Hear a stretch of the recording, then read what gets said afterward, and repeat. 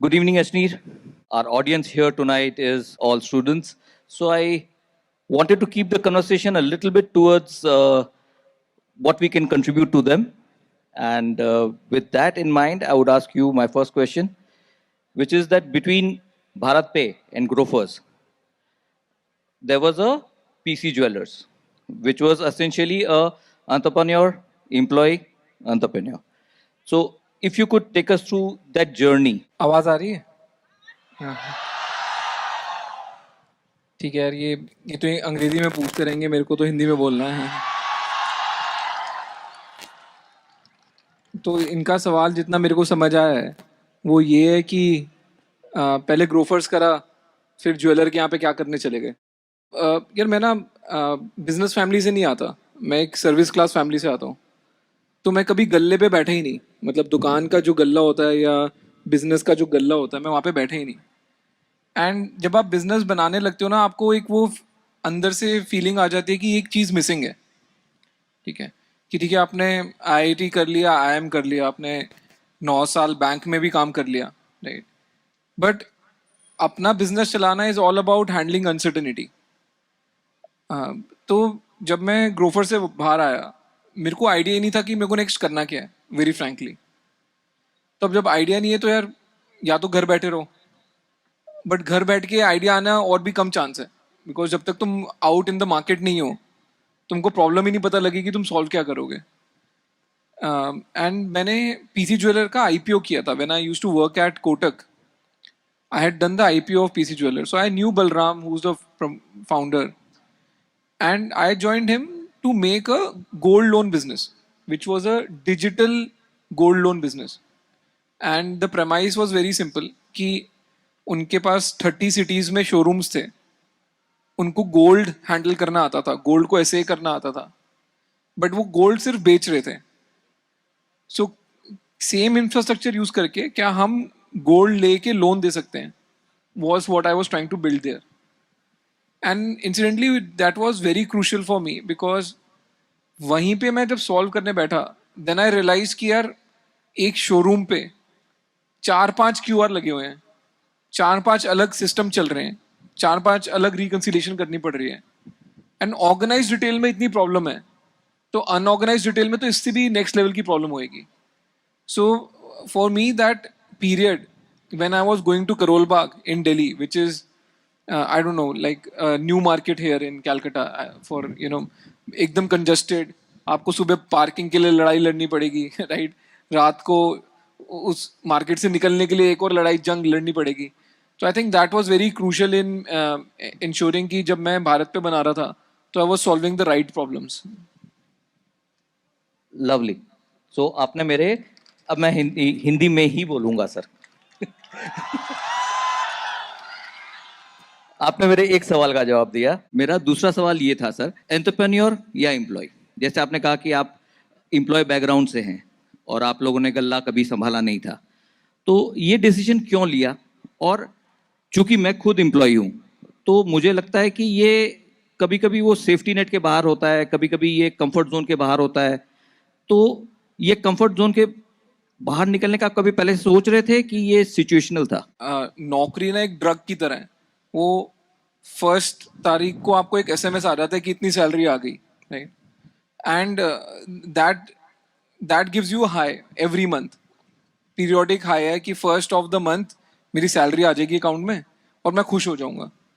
वो सेकंड से बंदा थोड़ा नाराज होना शुरू होता है, 3 तारीख तक और नाराज होता है, 30th तक पूरा नाराज हो चुका होता है अपनी सिचुएशन से, बट फिर से वो फर्स्ट को सैलरी आ जाती है तो फिर से उसको ग्लूकोज चढ़ जाता है।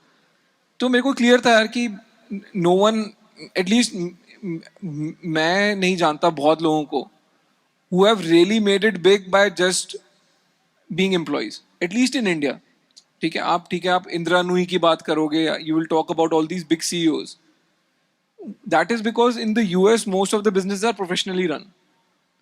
But Indian scenario में where most of the businesses are family run or family oriented, वहाँ पे कोई सिर्फ नौकरी करके बड़ा आदमी नहीं बना।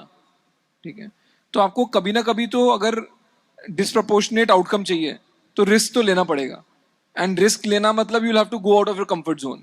सो एंड वो हर MBA स्कूल में सिखाते हैं कि जितना ज़्यादा रिस्क होगा उतना ज़्यादा रिवॉर्ड होगा, बट हम क्या करते हैं, हम ना रिवॉर्ड को कैप कर देते हैं और रिस्क को मिनिमाइज करने में लगे रहते हैं, right, as job seekers, which is the unfortunate part.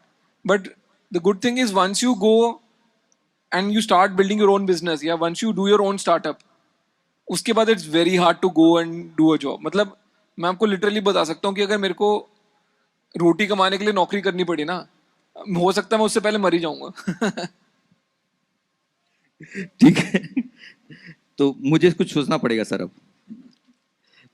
सो 2017 से लेके 2021 मेरे हिसाब से गोल्डन पीरियड था फॉर स्टार्टअप्स. फंडिंग रेज करनी बहुत इजी थी, कैपिटल रेज करना बहुत इजी था. अब 2022 और now 23 even more increasingly difficult होते जा रहा है. तो एक तो सर ये कि ये स्टार्टअप का बबल था जो बस्ट हो गया, या लग रहा है कि अब कुछ रैशनलाइजेशन आ रहा है? No, it was a bubble, right? मैं लोगों को बताता रहता हूँ, मैंने $625 मिलियन रेज करे, रफली 4,500 करोड़, और मैं हर 6 महीने पैसे ही रेज करता रहता था, ठीक है. And at one point of time ऐसे लगने लगे थे कि तुम ही खुद आओ, बिकॉज तुम पैसा मांगने गए भी नहीं हो तो सामने वाला पैसे दे रहा है, ठीक है. मेरा जो लास्ट राउंड था, I wanted to raise money from Tiger Global, which is one of the bigger investors, जो फ्लिपकार्ट में सबसे बड़ा इन्वेस्टर होता था. एंड टाइगर ने मेरे को 3 बार ही मना कर दिया था कि हमारा पैसा फोन पे लगा हुआ है, हम तेरे पे पैसा नहीं लगाएंगे. And finally they got on a Zoom call with me, and मैं यूएस में ही था तब भी, वो भी यूएस में थे, बट कोविड के करके ना वो मिल नहीं रहे थे.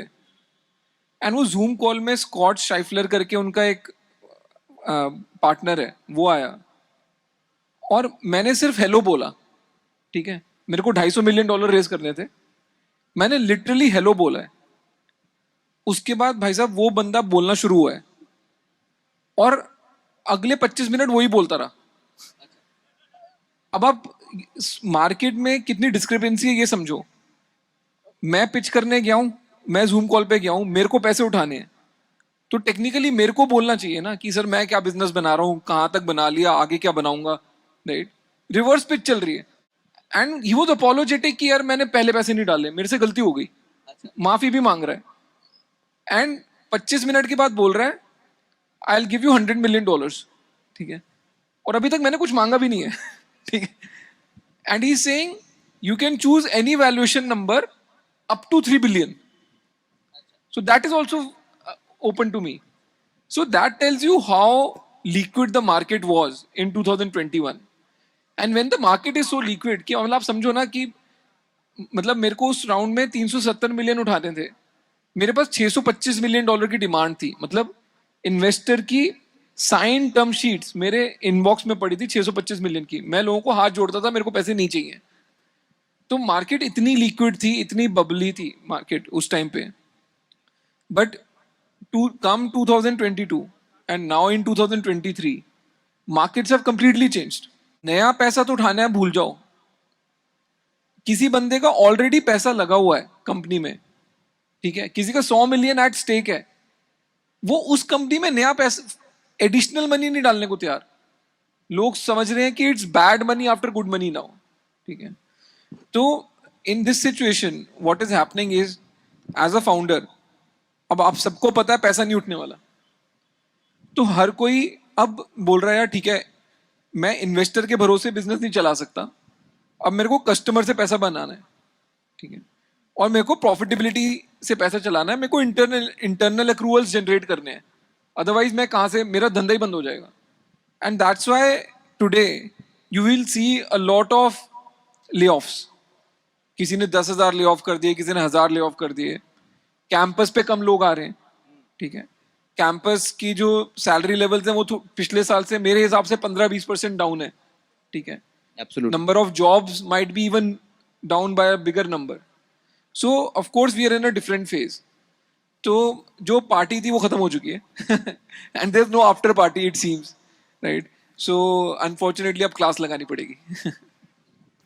तो अश्नीर, इसका मतलब ये हुआ कि now students should think twice before joining a startup? No, I don't have that view. See, मेरे को अभी भी ये लगता है कि अगर आप एक ट्रेडिशनल जॉब ज्वाइन करते हो, सी ट्रेडिशनल जो इंडस्ट्रीज हैं they have figured out their economics, ठीक है. तो उनको पता है कि इस बंदे को इतनी सैलरी देनी है, इससे इतना काम निकालना है, ठीक. So your ability to learn is slightly lower. Startups में अभी भी क्या है, they still figuring out their economics and therefore उनके वहां पे ना कोई डिफाइंड रोल्स नहीं है. अगर आप में हिम्मत है ज्यादा काम करने की, आपको ज्यादा काम दे दिया जाएगा. अगर आप बोलो कि मैं एक्स्ट्रा रिस्पॉन्सिबिलिटी लेना चाहता हूं, आपको एक्स्ट्रा रिस्पॉन्सिबिलिटी भी दे दी जाएगी, ठीक है. तो मेरे को लगता है अभी भी एज ए यंगस्टर, बिकॉज सी आप अपना करियर प्रोग्रेशन समझो ना, आपका हमेशा पैसा बढ़ता रहेगा, ठीक है. तो जब पैसा बढ़ता रहता है, your ability to take risk at a later point in time is very low, because may be आप उस टाइम 40 लाख 50 लाख रुपए कमा रहे हो, ठीक है. But when you are starting off and आपको पता है ठीक है यार 5 से 10 लाख की जॉब लगनी है, you can always take the risk, ठीक है. तो मेरे को लगता है अभी भी risk reward matrix is still in the favour, and from a learning perspective you are going to be much better off joining a startup. Of course there is going to be uncertainty, right. There is going to be that risk. हो सकता है 6 महीने बाद आपके पास job ना हो and you look like a fool. But अगर 6 महीने बाद जॉब होएगी, तो then you'll be much smarter than another guy who has joined a traditional industry. Completely agree. I completely agree with that point of yours. And there's a thought that I also have, that if you are a smart cookie and if you're working well and if you're willing to work hard, your growth might be a little faster with a startup than old economy. Am I correct on that? Yeah, absolutely. Perfect.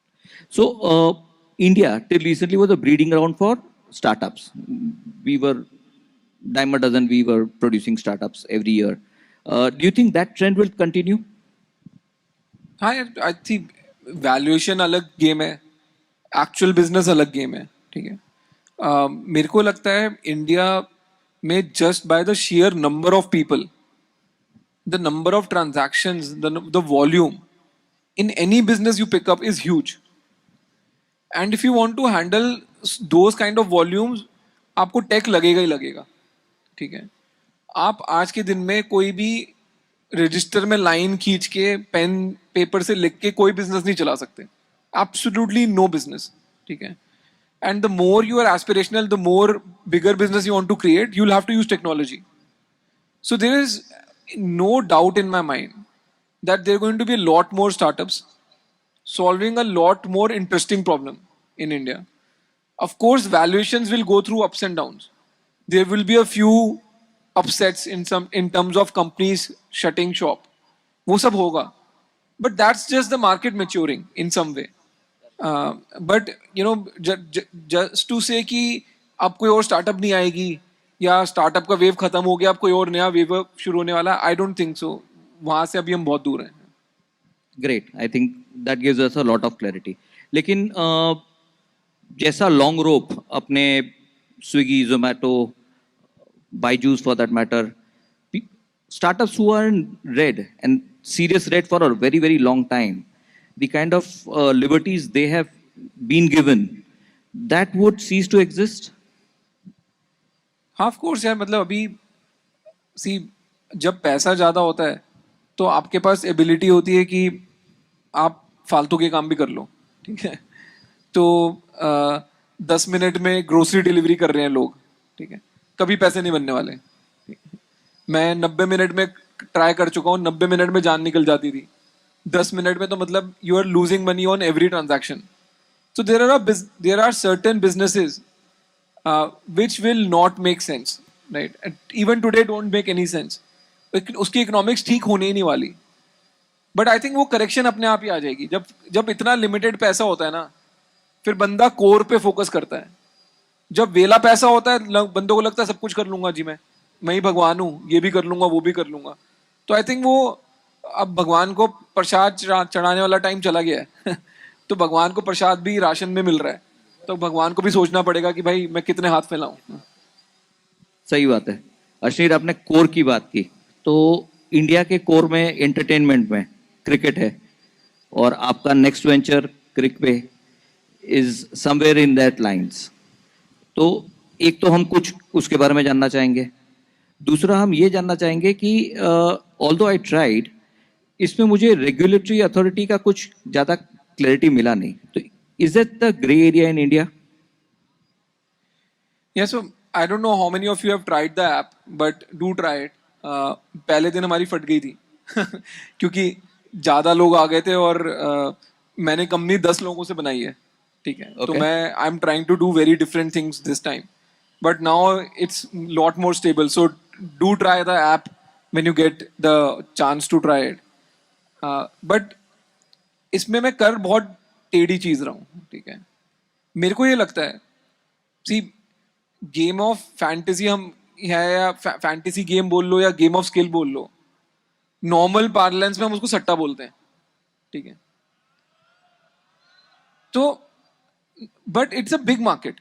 अब आप ये समझो, India में 40,000 करोड़ रुपए की game of fantasy या game of skill चल रही है, and majority of it is like 95% of it is cricket, ठीक है। 100 दिन इंडिया मैच खेलती है या आईपीएल के मैच होते हैं साल में, 365 दिन में से रफली Right. 100 दिन, तो दिन का 400 करोड़ रुपए का गेम हो रहा है, ठीक है। Now if you look at the ad revenue which BCCI makes is 52 crore पर मैच डे, ठीक है। राइट।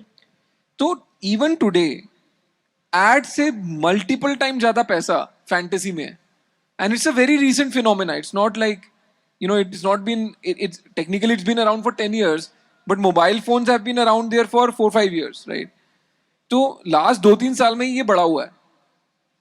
अब 400 करोड़ रुपए का फैंटेसी गेमिंग हो रहा है, 50 करोड़ रुपए का एडवर्टाइजमेंट रेवेन्यू है। Where do you want to play, right? For me it was simple maths कि ठीक है यार, 400 करोड़ वाले में देखते हैं। नाउ कम्स द क्वेश्चन कि इसमें अलग क्या करना है, ठीक है, या वैल्यू क्या ऐड कर रहे हो। मेरे को ना अभी सोशल मीडिया में बहुत सारे लोग लिखते हैं कि अरे ये तो सट्टा है, इसमें क्या वैल्यू ऐड कर रहे हो आप, right? Now what I am trying to do here is say कि जब 400 करोड़ रुपए की फैंटेसी गेमिंग हो रही है, 20% of the pot is being kept by the company which is doing the fantasy. 80% of the pot is being redistributed among the winners. The cricketer who's playing is getting zero. Right. Absolute zilch. ठीक है। तो बहुत ही interesting situation है। मेहनत कोहली कर रहा है, उसकी मेहनत पे करोड़ों रुपए कोई और कमा रहा है, मजे कोई और ले रहा है, राइट? राइट। बट जब मैच खत्म होगा, गाली तब भी कोहली को ही पड़ेगी, ठीक है, कि भाई ये तो फुद्दू है, 8 रन पे आउट हो गया, ठीक है, इसके साथ इसको बस अनुष्का शर्मा के साथ टेंपल रन करा लो, ठीक। सही है, यही गाली पड़नी है ना। यही पढ़नी है। सो मेरे को ना उससे पेन होता है कि यार आप एक चीज समझो, एक क्रिकेटर जो है, to become a IPL cricketer in the country is 1000 times tougher than cracking JEE and going to IIT. Agree, in percentage terms 100%। क्योंकि कुल मिला के 10 टीम है, आपके पास 10 या 12 इंडियन प्लेयर होंगे, तो 120 प्लेयर का ही पॉट है घूम के, ठीक है। किसी आईआईटी के अंडरग्रेड कोर्स में भी 1500, राइट। या किसी भी इंजीनियरिंग के कोर्स में 1500 लोग होते हैं। So now what is fundamentally happening, हो क्या रहा है, हमको आदत पड़ गई है जोमैटो स्विगी की। हमारा सिंपल उसूल है, भाई देख, काम हो जाएगा तो हम पैसे देंगे, काम नहीं होगा हम पैसे नहीं देंगे। तो आप खाना ऑर्डर करते हो, गरम खाना आ गया, आपने ऑर्डर रिसीव कर लिया, आपने पैसे दिए, खाना ठंडा हो गया, आपने उसको बोल दिया भाग जा, मैं नहीं दे रहा पैसे, ठीक है। अब वही सेम एक्सपेक्टेशन मैं क्रिकेट में लगाना चाहता हूं, सेइंग क्रिकेटर ने रन्स बनाए या उसने अच्छी बॉलिंग करी, उसको फैंटेसी पॉइंट्स मिले, तो उसको पैसे मिल गए। अगर वो केएल राहुल है, उसको मिलने ही नहीं चाहिए पैसे, नहीं मिलना चाहिए। भाई ठीक बात है ना, मतलब अभी केएल राहुल गाली खा रहा है, पैसे तो आ रहे हैं ना घर पे। दर्द कब होगा उसको, जब गाली भी पड़ेगी और पैसे भी नहीं आएंगे, right? So that's what I am trying to do, saying so मैं क्या कर रहा हूं ऑन क्रिक पे, अगर 100 करोड़ का पॉट बनेगा, 80 करोड़ तो विनर्स को ही मिलेगा, so the winners probability of winning doesn't come down. 10 crores I will keep for running the platform and for my expenses. 10 crore will go to the cricketer in proportion of the fantasy points earned, which is in proportion of their performance in the match, right? So there is a possibility कि कोहली ने 20% fantasy points earn करे, century मारी या जो भी करा, and he takes a 2 crore रुपए pay out home, and eventually this will start from IPL, but it will percolate down to the different leagues in different cities, so that people and budding cricketers can look forward to earning even before they reach that echelon, which is saying कि Indian team के लिए खेल रहे हैं या IPL के लिए खेल रहे हैं, उससे पहुंचने से पहले ही तुम्हारे पास पैसा होना चाहिए. So in some sense I am trying to change the face of cricket in India. Super. I think it's a great thought. Honestly, it's a great thought. लेकिन ये क्रिकेटर जो पैसा लेगा, इसकी कोई, इसके अराउंड कोई रेगुलेशन है? ये एक्सेप्ट कर सकता है, नहीं एक्सेप्ट कर सकता है? यार मेरे अगेंस्ट कुछ ना करने पे भी केस चलते रहते हैं, ठीक है? तो इस वाले पंगे में तो मैं बहुत ही क्लियर था कि भाई वो अपना होमवर्क करके बैठो, बिकॉज यहाँ पे सभी महारथी हैं, ठीक है? मतलब क्रिकेट में इतना पैसा है कि बड़े से बड़े वकील खड़े हो जाएंगे, बड़े से बड़े पॉलिटिशियन खड़े हो जाएंगे आपके अगेंस्ट अगर आपने ढंग से नहीं चला तो. सी आप ना हर चीज को स्टडी करो. दो चीजें हैं कि क्या आप मैच फिक्सिंग कर रहे हो, सीधी बात करो ना. आप रेगुलेटरी ग्रे एरिया क्या होता है, आप मेरे से सीधा पूछो कि भाई तू मैच फिक्सिंग कर रहा है क्या, ठीक है? सिंपल सी बात है इसमें.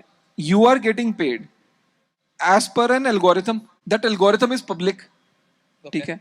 जितने का पॉट बनेगा, जितना परसेंटेज आपने परफॉर्मेंस करी, पॉट का उतना परसेंटेज आपको मिल रहा है, ठीक है?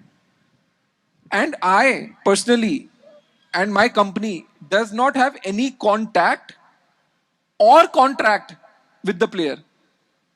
मेरा कोई ब्रांड एम्बेसडर नहीं है, किसी से बात ही नहीं करनी. उसूल ही है कि किसी से बात ही नहीं करनी. So what I am giving to the cricketer is like a man of the match award, Right. but it's given at the end of the match once the match is over, right? So it does not influence any single ball or how the player is performing during the match, and it is given without expecting anything in return. So मेरा कोई contract ही नहीं है. In income tax terms it's given as a gift, ठीक है? Perfect. So it's a gift without influencing the outcome of the event. It's a gift without even expecting a thank you from the cricketer. मतलब मेरे को उससे acknowledgement क्या, मतलब मैं उसको सेल्फी भी नहीं चाहिए. भाई तू रख, ठीक है? तू पैसे रख, मेरे को तू मेरा नाम भी मत ले, चुपचाप पैसे रख ले एज अ गिफ्ट, ठीक है? तो अब now comes the BCCI rules and regulations. So I even studied that. I even studied वो श्रीशांत का मैच फिक्सिंग का केस हुआ था, ठीक है? Yes. उसकी पूरी केस स्टडी है. Now BCCI has a very simple rule. BCCI says एक क्रिकेटर दूसरे क्रिकेटर को कभी पैसे नहीं दे सकता. Okay. So the way they solve match fixing is one team should not be able to influence any other player in another team. And when I say cricketer, it also means कि ऐसा नहीं है कि हार्दिक पांड्या का physio ने, ठीक है, दूसरी टीम के कोच को कोई गिफ्ट दे दिया. Even that is not allowed. So basically cricketer and the support staff of cricketers cannot gift anything, even 1 rupee to another cricketer. अब आ जाते हैं यार, KL राहुल को तो बड़ी गाड़ियां मिली थी उसकी शादी पे. हाँ बिल्कुल, ठीक है, बिल्कुल. यही सवाल पूछोगे आप. KL राहुल को गाड़ी देने से पहले BCCI ने अप्रूवल दिया है एज एन एक्सेप्शन. अच्छा, ठीक है, कि भाई विराट ने अगर गाड़ी देनी है या किसी और प्लेयर ने उसकी शादी पे गाड़ी देनी है, उसको एक्सेप्शनल मतलब एक अप्रूवल मिला है BCCI से. One time approval. One time approval. Anyone else giving a gift to a cricketer is allowed. ठीक है, the only regulation there is that if the gift value is above 50,000 rupees, the cricketer has to disclose it to BCCI कि भाई बताना है मेरे को इस बंदे ने इतने पैसे दिए. अप्रूवल नहीं मांगनी, पोस्ट फैक्टो आपको बताना है. So, from a regulatory perspective, as far as I am concerned, it's absolutely kosher.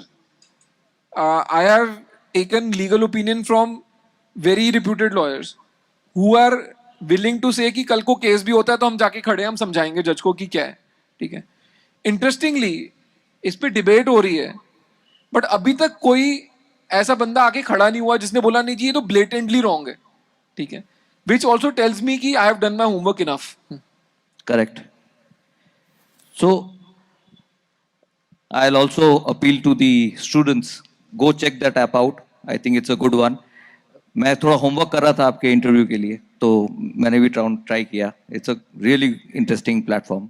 My next question is about one word which you have recoined और रिक्रिएटेड, विच इज दोगलापन. ये word आपके कारण, तो sir ये दोगलापन जो है, ये एक तो आपने बुक लिखी है, दूसरा ये वर्ड काफी आप फ्रीली यूज कर लेते हो. तो जरा अपने बुक के बारे में बताएं सर, क्या एक्सपेक्ट करें इसमें. यार मैं फ्रीली नहीं यूज करता वर्ड. मैंने सिर्फ एक बार ही यूज किया था शार्क टैंक पे. फेमस हो गया सर. हाँ वो अलग बात है, वो उस टाइम वायरल हो गया for whatever reason. But मेरे को नहीं पता मैंने उसके बाद कभी ये शब्द यूज भी करा है. ठीक है. ऑफ कोर्स मेरा दिमाग धंधे में ज़्यादा चलता है, तो मैंने जब ये वायरल हुआ तो मैंने दोगलापन वर्ड को ट्रेडमार्क करा लिया. ठीक है. अच्छा. सो वो आशीष आशीष चंचलानी का वो देखा होगा ना किसी ने, वो शार्क टैंक का जो स्पूफ था. हाँ जी, हाँ जी. उसमें कोई बोलता है कि हर बार तू फूक मारेगा तो तेरे को मेरे को पैसे देने पड़ेंगे, राइट. तो मैं भी कुछ टेक्नोलॉजी बनाना चाहता हूँ कि हर बार ही कोई दोगलापन वर्ड बोले तो उसके मतलब पेमेंट ऐप से पैसे कट के मेरी जेब में आ जाएं.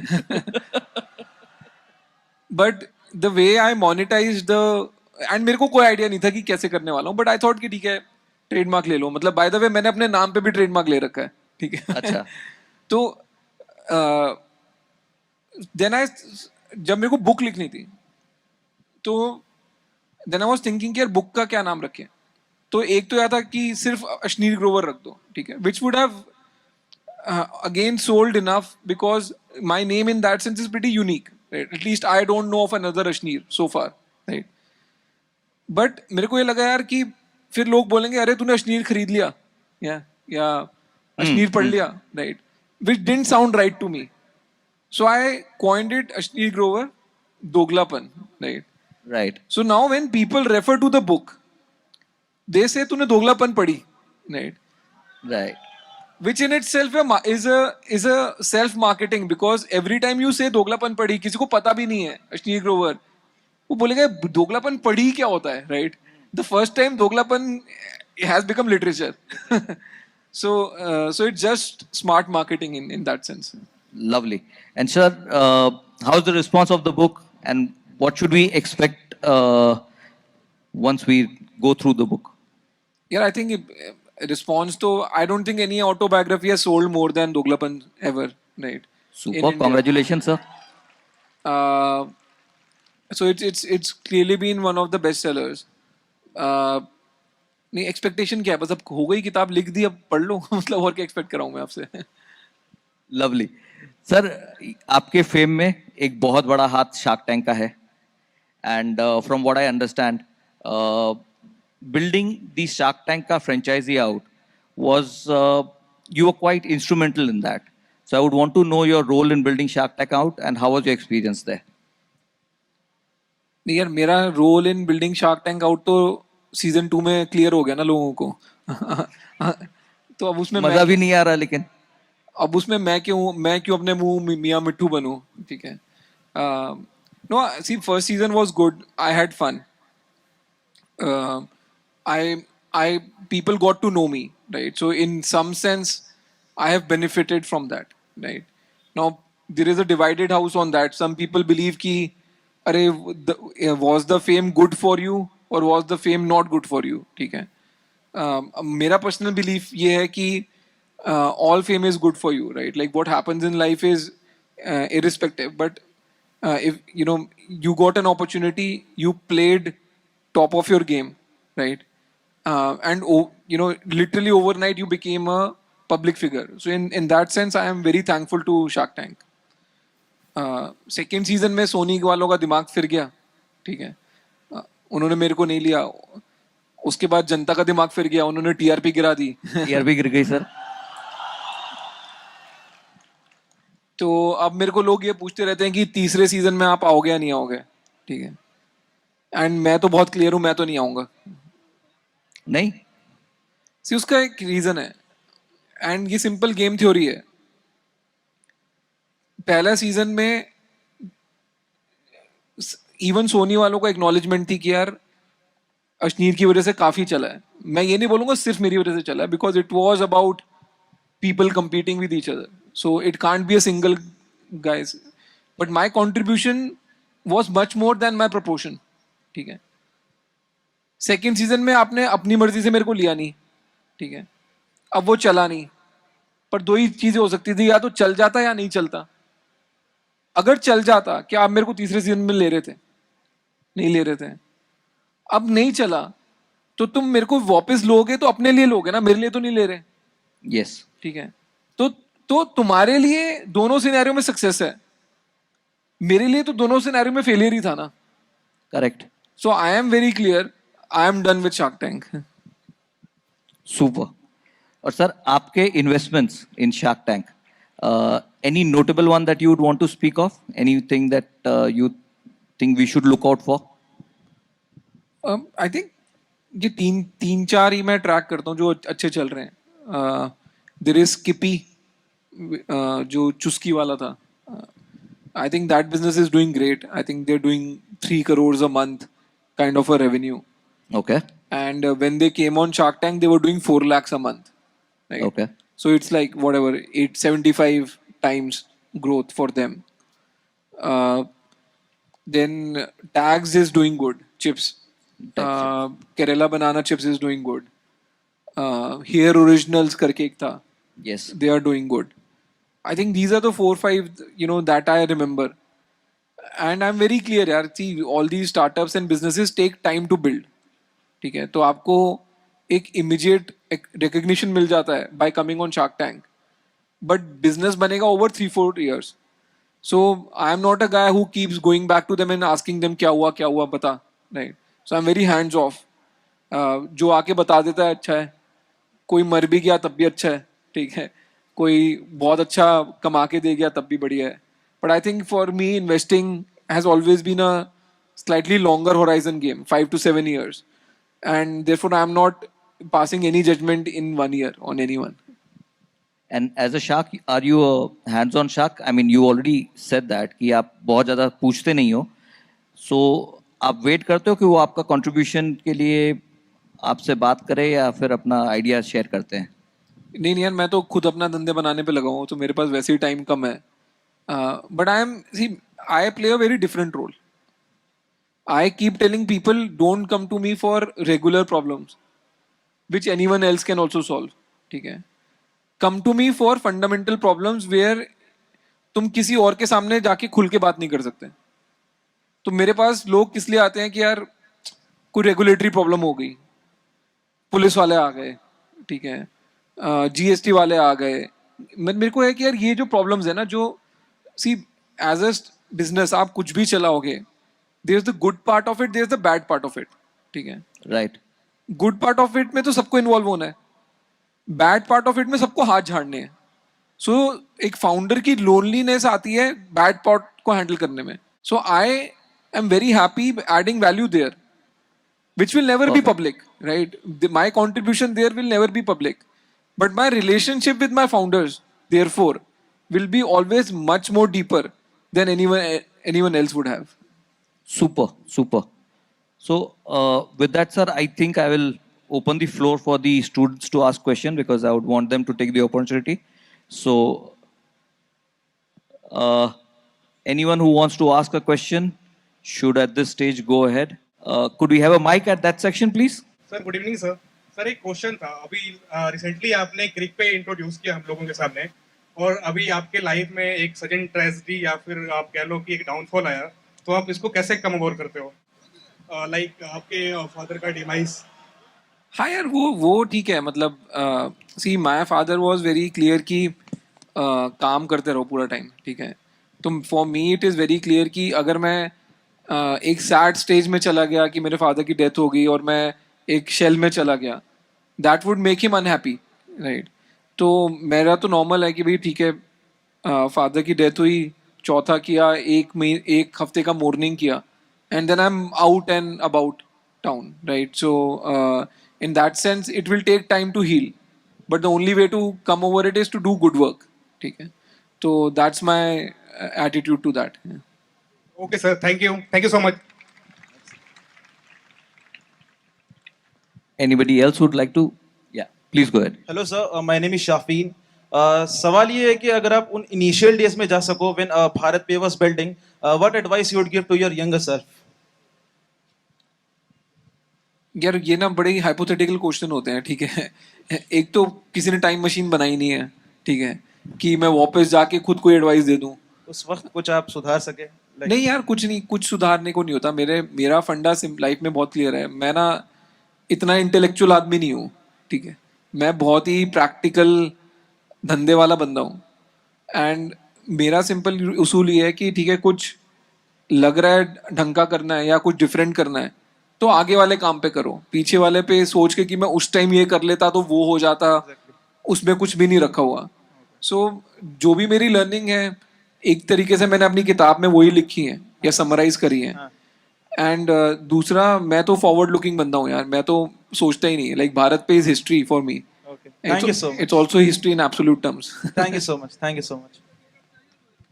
Hello sir, this side Tanzeel sir. छोटे मोटे सवाल आप हैंडल नहीं कर सकते, मतलब बताते नहीं हो। तो सर एक क्वेश्चन मेरा डीप डाउन है सर, कि अगर आप एक पीस ऑफ एडवाइस उनको दे जो कि इस टाइम 2023 में जो कि बिलोंग करते हैं छोटे मोटे मिडिल क्लास फैमिली से, अगर एक टाइम पे बूस्ट मिलता भी है तो वो लोग सर अपना रिस्क फैक्टर, जो हम लोग के लिए बेसिकली यही कि हम लोग सेटल नहीं हो पाएंगे या जॉब नहीं ले पाएंगे या तो एंटरप्रेन्योरशिप जर्नी को फॉलो कर सके, तो वो गट्स फीलिंग लेकर के हम लोग रिस्क ले या नहीं ले, हम लोग को समझ में नहीं आता है। यार सी, अच्छा सवाल है। इसमें प्रॉब्लम क्या है कि इंडियन एजुकेशन सिस्टम ना आपको रिस्क एवर्स बनाता है, ठीक। उसका रीज़न क्या है कि हर माँ बाप को अपने बच्चे को पढ़ाना है, ठीक है, और अच्छे कॉलेज में भेजना है। एंड एजुकेशन की कॉस्ट इंडिया में ऊपर जा रही है। अब वो वाला हिसाब नहीं है। मैं आपको बताता हूँ, मैंने जब MBA किया था IIM से, मेरी 2 साल की फीस इंक्लूडिंग हॉस्टल 2 लाख रुपए थी, ठीक है। और वो भी मैं फ्रांस 1 साल रह के आया था, मेरे को स्कॉलरशिप मिली थी, तो मैंने अपनी फीस खुद दे दी थी, ठीक है। आज की डेट में कोई MBA करने भी जा रहा है ना, मिनिमम से मिनिमम उसके 25 लाख रुपए लगेंगे, इरिस्पेक्टिव आप IIM जा रहे हो या आप प्राइवेट जा रहे हो, ठीक है। आप कोई इंजीनियरिंग करने भी जा रहे हो, आपके साल के 4 से 5 लाख रुपए तो लग रहे हैं, सब कुछ मिला मिलू के, ठीक है। सो इंडियन पेरेंट इतना फोकस्ड हो चुका है एजुकेशन पे, और वो एजुकेशन की कॉस्ट बढ़ती जा रही है। तो a lot of people are getting invested in education and want to get the outcome immediately. So the outcome is what? Outcome is saying boss तेरी पहले दिन जॉब लगी या नहीं लगी, और कितने की जॉब लगी, ठीक है। तो बहुत ही मुश्किल हो गया है फॉर्मल एजुकेशन सिस्टम से इंडिया में कि एंटरप्रेन्योर्स निकल के आए। एंड वो सैड पार्ट है। एंड मेरे को तो यही लगता है यार कि रिस्क, एजुकेशन का पॉइंट ही क्या है अगर तुम रिस्क नहीं ले रहे, ठीक है। मतलब तुमने इतनी पढ़ाई करी, इतना सब कुछ सीखा, रिस्क लेकर लेना ही नहीं सीखा, तो फिर क्या पॉइंट हुआ एजुकेशन का? दूसरी बात, फंडामेंटल कॉन्फिडेंस नहीं है लोगों में। यार ठीक है, तुमने कॉलेज से नौकरी नहीं ली, तुम कुछ करने निकल गए अपना, ठीक है। 2 ही आउटकम है, चलेगा या नहीं चलेगा। वर्स्ट आउटकम लेके चलो, नहीं चलेगा, ठीक है। अगर नहीं भी चलेगा तब भी तुम सीख लोगे इतना और इतने स्मार्टर हो जाओगे, जो तुम्हारी बेसिक एजुकेशन है वो तो तुम्हारे से कोई छीन नहीं रहा। डिस्क एवर्स बन के कुछ नहीं होने वाला, फट्टू बन के कुछ नहीं होने वाला लाइफ में। Thank you so much. Hello, very good evening, sir. Myself Kamran Asra from 4th year chemical engineering. Sir मेरा क्वेश्चन था कि सर आप कॉलेज में कौन कौन सा ऐसा चीज था जो आप किए और आपको बहुत खुशी हुआ कि ये हम किए, और कौन कौन सा मिस हुआ है सर आपसे कि आप ये करना चाहते हैं फिर से। और एक क्वेश्चन है सर कि आप कोई ऐसा पीस ऑफ एडवाइस जो 4th ईयर स्टूडेंट को देना चाहते हैं, जो हम लोग का लास्ट ईयर है सर, और कोई ऐसा एडवाइस जो 1st ईयर को देना चाहते हैं सर। एक मिस क्या हुआ कि फर्स्ट सेमेस्टर में ना मैं थोड़ा ढीला पड़ गया था, बिकॉज जेई की पढ़ाई और वो जेई क्लियर करने में ना जान निकल जाती है। तो पहले साल जब पहले आप कॉलेज में आते हो ना, आपको लगता है अब हो गया भाई, मेरे को एडमिशन मिल गई, अब मैं सेट हूँ, ठीक है। तो आप ना एकेडमिक्स पे कम फोकस करते हो।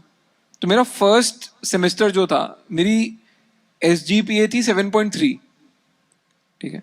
सिर्फ उस सेमेस्टर की SGPA की वजह से मैं फाइनली डिपार्टमेंटल रैंक 2 था इवेंचुअली, ठीक है। अगर मैं फर्स्ट सेमेस्टर में फोड़ लेता तो मैं डिपार्टमेंटल रैंक 1 होता। और उसके बाद मैंने किसी भी सेमेस्टर में 9 या 9.5 से कम नहीं मारी। अब आ जाते हैं 4th ईयर की बात। उससे पहले भी मेरे को जो लगता है, मेरे लिए जो एक आई ओपनिंग चीज थी ना, वो था मैं जब एक्सचेंज प्रोग्राम पे गया IIT से। तो मैं 1 साल फ्रांस पढ़ने गया था, एंड मैंने वहां पे इंजीनियरिंग फ्रेंच में पढ़ी है। मतलब मैंने पहले फ्रेंच सीखी, फिर मेरा कोर्स जो लगता था फ्रेंच लैंग्वेज में होता था इंजीनियरिंग का, तो एक एक्स्ट्रा लैंग्वेज सीखी, 1 साल बाहर रहा, उसकी बहुत वैल्यू ऐड हुई, ठीक है। वैल्यू ऐड ये हुई कि मेरे को क्लियर हो गया मेरे को बाहर नहीं रहना इसके बाद, ठीक है। तो उसके बाद मैंने कभी काम नहीं किया इंडिया से बाहर, कभी कुछ नहीं किया। मतलब मेरे को सेट क्लियर था कि इंडिया ही है भाई, बड़ी बढ़िया जगह। तो बट ठीक है, which ever way it was a very good experience, right. 4th semester में 2 काम किए मैंने। पहला, लास्ट सेमेस्टर में मैंने, सॉरी 4th ईयर में लास्ट सेमेस्टर में मैंने 10वीं मारी, राइट। जबकि जो कि बहुत मुश्किल थी, बिकॉज तब तक मेरे को ये भी पता लग गया था कि मेरा IIM में हो गया है, तो मेरे पास कोई इंसेंटिव नहीं था कुछ भी करने का। बट डिस्पाइट दैट मैंने 10वीं मारी थी। और दूसरी चीज, मैंने बंदी बटा ली थी, ठीक है। तो भाई ये इन दोनों में से एक भी कर लो तो अच्छी चीज है। Good one. Hello, sir. Good evening. Myself, Amrinder Kumar from CSE department. My question is, ki, like, what is the biggest fear of when you started your startup? And having fear is good or bad? Like, what's your opinion on this? नहीं, fear तो वही होता है ना कि चलेगा या नहीं चलेगा। मतलब और क्या फियर है, मतलब फंडामेंटल लेवल पे तो यही है कि आप जो काम करने निकले हो वो सक्सेस होगा या फेलियर होगा। और वो फियर हमेशा रहता है, right. Even with now I am doing my 3rd startup, but even अभी भी मेरा फियर यही है कि यार क्रिक पे चलेगा नहीं चलेगा, right. That is the fundamental fear. I think fear ना आपको पैरालाइज करता है, बट एक फॉर्म ऑफ फियर है पैरानोया, ठीक है। वो मेरे को अच्छा लगता है। मैं ना हमेशा पैरानॉइड रहता हूँ कि कोई मेरे से बेटर प्रोडक्ट बना लेगा, कोई मेरे से बेटर एग्जीक्यूट कर लेगा, कोई मेरे से ज़्यादा मार्केट शेयर ले जाएगा। So that keeps me going. So I think मैं अपने फियर को ना पैरानोया में कन्वर्ट कर लेता हूँ, and that Paranoia keeps me going and keeps me executing ahead of the market. So that's what my take on fear is. And sir, my next question is, ki, like, HIT ने आपको कितना पे किया है for like year? Sir you can skip this नहीं answer. मैं कुछ skip नहीं करता भाई। तो कितना पे किया उसका सिंपल आंसर है, उम्मीद से कम औकात से ज्यादा। Hello sir, good evening sir.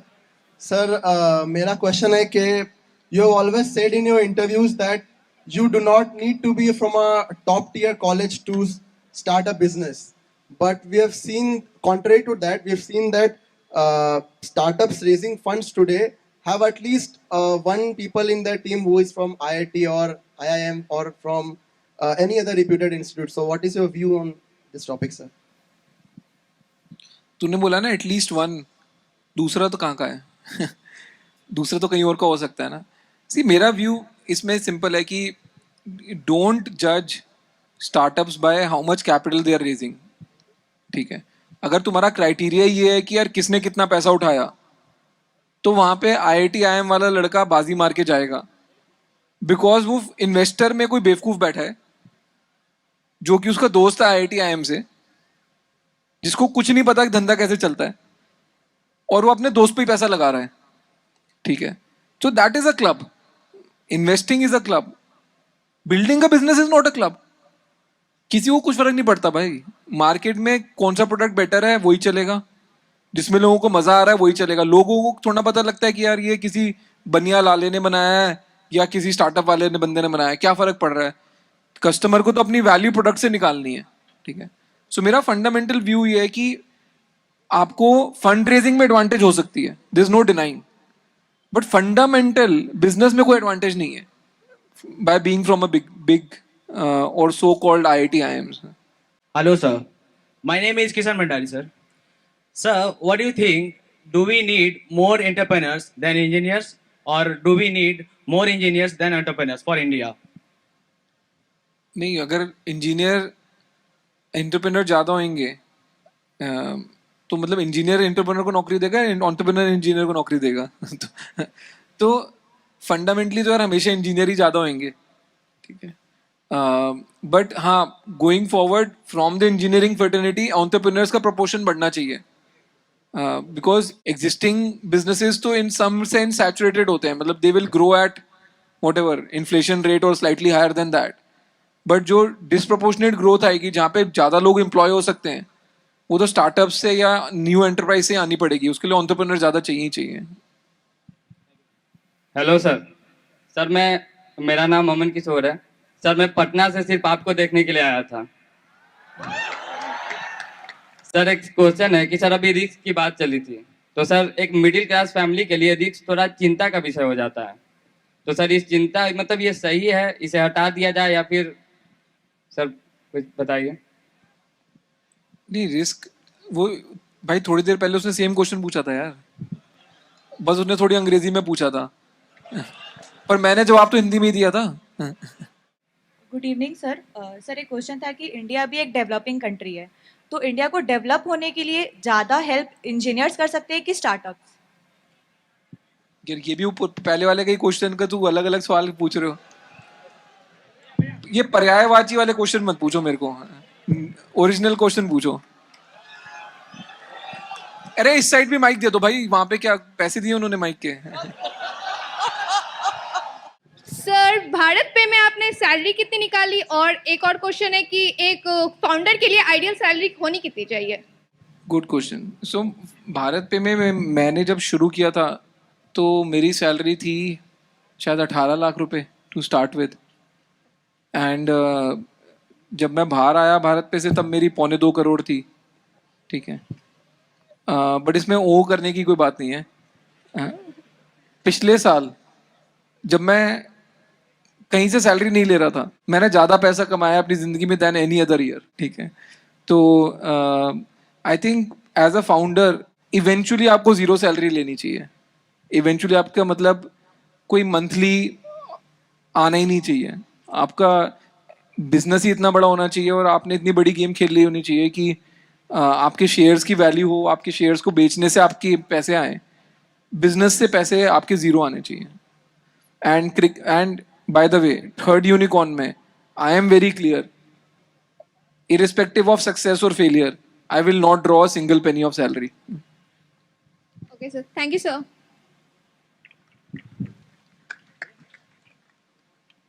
Hello sir, so here. So in an interview you told that you will join Indian politics. So when you will join, and if join, then what change you will bring, in especially in Indian education system? हाँ यार, मतलब Indian politics ही join करनी है, मतलब और क्या, और option क्या है? मतलब रशिया जाके तो प्यूटिन मेरे को बिठाने नहीं वाला कि भाई आजा तू ऑपोजिशन में. अब पॉलिटिक्स का एक ही उसूल है, जहाँ पैदा हुए हो वहीं पे तुमको गंद उछालना पड़ेगा, ठीक है? तो करेंगे यार, जब आएंगे तब करेंगे ना. मैं अभी बता दूं मेरा मैनिफेस्टो क्या है, फिर बाकी लोग कॉपी पेस्ट कर लेंगे. तो जब 2024 में इलेक्शन लड़ेंगे तब देखेंगे. सर HIT का वोट आप ही पास जाएगा सर. अरे भाई, मेरे को मेरे को अभी ना एक्चुअली एक पोल करना पड़ेगा कि मैं कौन सी कॉन्स्टिट्यूंसी से लड़ूं, ठीक है। जिस कॉलेज में जाता हूँ सब कॉलेज वाले बोलते हैं हमारा वोट जाएगा, और फैक्ट ये है कि साला तुम्हारा किसी का वोटर आईडी कार्ड इस कॉन्स्टिट्यूंसी का है नहीं। तो ये पॉलिटिक्स का समीकरण मेरे को बनाना पड़ेगा बैठ के अगले साल। हेलो सर, इधर सर, मेरा नाम दिव्यांशु है और मैं पॉडकास्ट वगैरह बहुत ज़्यादा देखता हूँ। तो मैंने एक पॉडकास्ट में देखा था, लाइक उसमें अनुपम मित्तल और सारे शार्क्स थे। उन्होंने बोला था कि इस सीज़न एंटरप्रेन्योर्स की बेइज्जती नहीं होगी।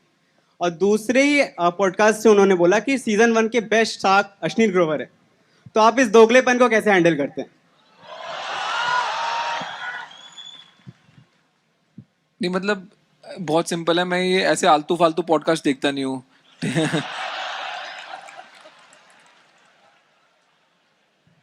भाई सर। वो मेरे बारे में बात कर रहे हैं, उनकी लाइफ उनसे पूछो यार, मेरे से क्यों पूछ रहे हो? हेलो सर, इधर सर, आपसे मतलब मेरे दिल का एक बहुत ही उम्दा क्वेश्चन है कि आप जो यहाँ पे इंडिया पे जो कास्ट सिस्टम चलता है, यहाँ पे कॉलेज में एंट्री लेने का, ऐसे यहाँ पे किस चीज पर जोर दिया जा रहा है, कि क्वालिटीज पर, या आप बोलिए। यार देख, इन जनरल मेरा व्यू ये है कि सब कुछ मेरिटोक्रेटिक होना चाहिए, ठीक है। तो चाहे वो कास्ट सिस्टम हो गया या बैकवर्ड क्लास वाला सिस्टम हो गया, हर एक का ना एक एक्सपायरी डेट होना चाहिए। आप ये नहीं बोल सकते कि यार ठीक है 75 साल हो गए इंडिपेंडेंट हुए, कि 75 साल तक, अब एक व्यू ये है कि नहीं हमारे साथ बहुत बुरा हुआ है हजारों सालों से, तो कितने साल is good enough to make up for it. But in general in any developed economy meritocracy wins, right, not saying कि आप कौन से कास्ट से हो, कौन से रिलीजन से हो। So in general I am all for meritocracy, कि जिसके अच्छे नंबर आए हैं उसको एडमिशन मिले, ठीक है। And eventually there has to be a sunset clause to all these quotas that we have put in place. Hello sir, this side, right side sir, Barkatul this side. Sir आपका book आ गया है और आपको आजकल रील्स और shorts में बहुत ज़्यादा देख रहे हैं। नेटफ्लिक्स में कब देखेंगे सर आपको? क्या वो नेटफ्लिक्स वालों को बेटर पता होगा कब देखेंगे, बट हो सकता है जल्दी देख लो।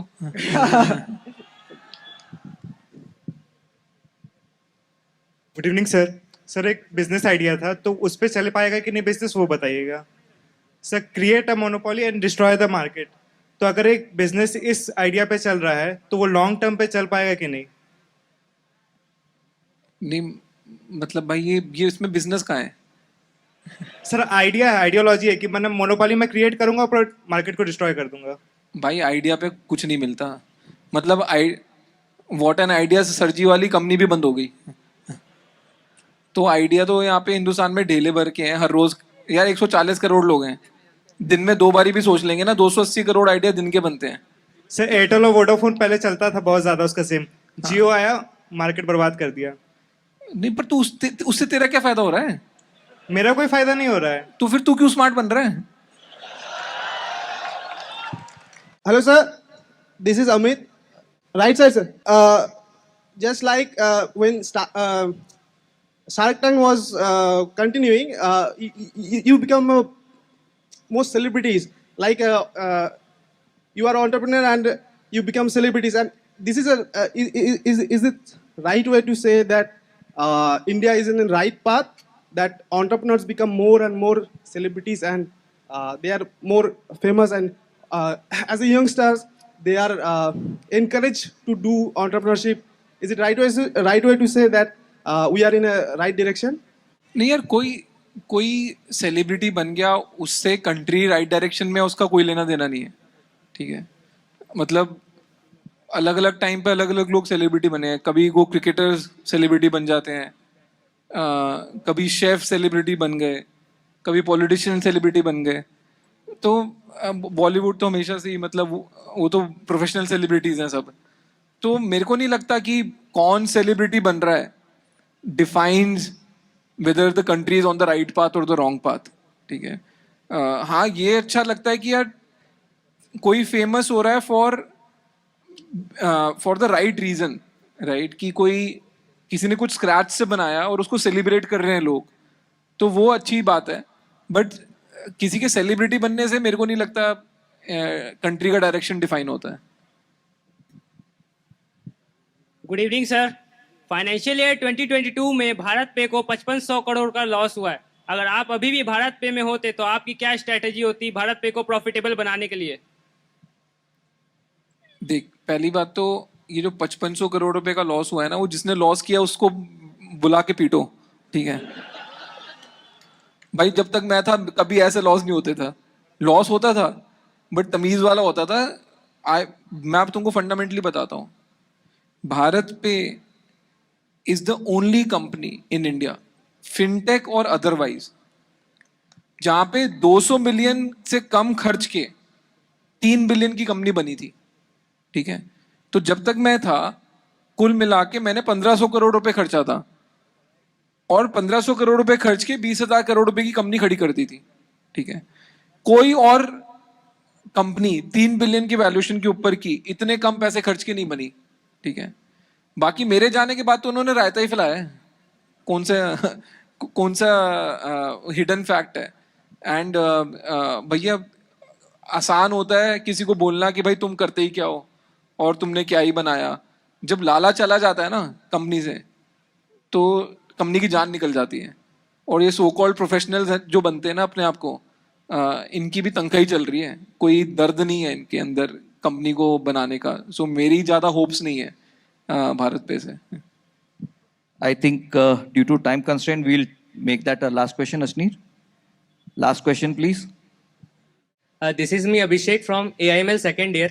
My question is कि सर आपने TVF पिक्चर्स में वेब सीरीज में नवीन को एक बात बोला था, जब तक है ब्रोवर तब तक इट्स नॉट ओवर. तो आप कैसे सबको हेल्प करना चाहते हैं ये लाइन बोल के? नहीं, मैं सबकी हेल्प नहीं कर रहा था, मैं तो अपनी हेल्प कर रहा था यार. नहीं, तुम टीवी सीरियल के डायलॉग्स को बड़े दिल पे ले लेते हो. वो तो अब उसमें इंटरेस्टिंग कहानी बताता हूँ.